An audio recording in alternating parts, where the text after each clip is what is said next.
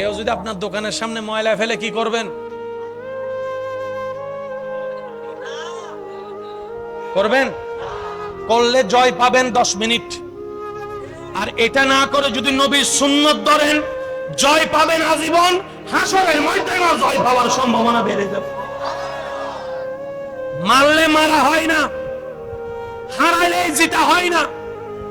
মনে রাখবেন, যদি সত্যিকার জিততে চান তাহলে মানুষের সামনে হেরে যান। মানুষের সামনে হারলে আপনি আসল জয় পাবেন। আচ্ছা, এখানে মামা চাচা আছে না? বাবা আছে না? ছোট বাচ্চারা মাঝে মধ্যে বড়দের সাথে পাঞ্জা লড়ে না? পাঞ্জা একটু আওয়াজ দেন না, লড়ে না? মামা বাগিনার সাথে লড়ে। মামাকে জীবনে বাগিনা হারাইতে পারবে? তারপরে মামা কি করে? জোরে বলেন। হারলে মানুষের রাগ বাড়ে, হারলে মানুষের হিংসা বাড়ে, হারলে মানুষের খুশি হয় না। কিন্তু মামা বাগিনার কাছে হেরে বাগিনার চাইতে মামা বেশি খুশি। একটু জোরে বলেন। জগতে জিজ্ঞেস করে, কি রে তোর জীবনে আমি কখনো হাঁটতে দেখি নাই, হারলে খুশি হইতে দেখি নাই। কেউ যদি তোর একটা গাইল দিছে, তুই তারা 10টা দিছস। সামনাসামনি না পারলে হোয়াটসঅ্যাপ হলে গাইল ফাটাই দিছস। একটু জোরে বলেন না রে ভাই। কেউ যদি তোরা ফেসবুকে হা হা রিয়েক্ট দিছে একটাতে, তুই তার 100টা পোস্টের মধ্যে হা হা রিয়েক্ট দিছস। জীবনে হারা পছন্দ করিস নাই, আজকে দেখি বাগিনার সামনে হাইরা গেলি, ব্যাপার কি? তখন মামা উত্তর দেয়, চাচা উত্তর দেয়, বাবা উত্তর দেয়, বড়রা উত্তর দেয়, আসলে আজকে হেরে যে শান্তিটা পেয়েছি, এতদিন জিতে সে শান্তিটা পাই নাই। জিতে সে শান্তিটা পাই নাই। আমার ভালোবাসার মানুষ যখন জিতেছে, ওর হাসি দেখে আমার আনন্দটাই বেড়ে গিয়েছে। মনে রাখবেন ভাই, জিতার দরকার। জোরে বলেন, জিতার দরকার। যদি সত্যিকার জিততে চান, আল্লাহর রহমতকে জিতে নেন, নবীর সুপারিশকে জিতে নেন। দুনিয়ার ইজ্জত আপনার হবে, আখিরাতের ইজ্জত আপনার হয়ে যাবে। 5 ওয়াক্ত নামাজের সাথে বন্ধুত্ব রাখার দরকার আছে না নাই? শেষ ভালো যার আওয়াজ দিয়ে বলেন, আছে না নাই? বড়দেরকে সম্মান করার দরকার আছে না নাই? মুরব্বির সাথে কখনো বেয়াদবি করবেন না।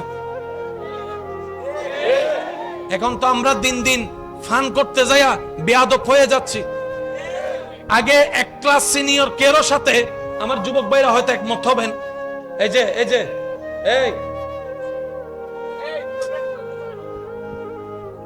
আমার দাদার একটু আওয়াজ দিন, আমার ভাইয়ের এখানে আছে। এক ক্লাস সিনিয়র আর কোন সিনিয়র ভাই যদি আসতো, জায়গা ছেড়ে দেওয়া লাগতো। শুধু এক ক্লাস সিনিয়র, টিচার না, এক ক্লাস সিনিয়র। আর এখন 10 ক্লাস সিনিয়র আসলো, তার কাঁধের উপর হাত দিয়ে বলে, স্মাইল প্লিজ। কথা বলেন, কথা বলেন, কথা বলেন। দিন দিন আদব উঠে যাচ্ছে। বলেন, দিন দিন আদব উঠে যাচ্ছে। বড়দের সামনে, মুরব্বীদের সামনে অনেক যুবক ভাইরা পায়ের উপর পা তুলে। মনে রাখবেন একটা কথা, আল্লাহ রসুলের একটা হাদিস, চিনেন না চিনেন দরকার নাই, মুরব্বীদেরকে ইজ্জত দিবেন। আপনি যখন মুরব্বী হবেন, আল্লাহ কিছু বান্দার অন্তরে আপনার প্রতি ভালোবাসা সৃষ্টি করে দিবে, তারা যেন আপনাকে সম্মান দেয়, তারা যেন আপনাকে ইজ্জত দেয়। আমরা কি আমলটা করতে পারবো ইনশাআল্লাহ? বাসে উঠছেন, আপনি বসে আছেন, আপনি দাঁড়ায় থাকতে পারবেন, আপনার সে বয়স আছে, 4 ঘন্টা দাঁড়ায় থাকলেও আপনার কোনো ক্ষতি নাই। মুরব্বী একজন দাঁড়িয়ে আছে, একজন মা দাঁড়িয়ে আছে, একজন গর্ভবতী মা দাঁড়িয়ে আছে, একজন বোন দাঁড়িয়ে আছে। যিনি দাঁড়িয়ে থাকার কারণে অন্যরা ইফটিজিং করার সুযোগ পাচ্ছে, আপনি সেই জায়গায় ওই বোনের ঈমানি ভাই হিসাবে, ওই মায়ের ঈমানি সন্তান হিসাবে আপনি ওনাকে বসার ব্যবস্থা করে দেন। বসার ব্যবস্থা করে দেন, সুবহানাল্লাহ বলেন। ওনাকে বসার ব্যবস্থা করে আপনি নিজে ভাই হিসাবে, অভিভাবক হিসেবে দাঁড়ায় থাকেন, যেন ওনার শরীরে কারো টাচ না লাগে। আল্লাহ পাক বলবে, তুই আমার বান্দার ইজ্জত হেফাজত করছস, আগামী 3 দিন পরে তোর একটা দোষ প্রকাশ হওয়ার কথা ছিল, তকদিরে লেখা। আল্লাহ ফেরেশতাকে বলবে, এটা কাইটা দে, আমার বান্দার দোষটা যেন কেউ না জানে। আর সেজন্য যে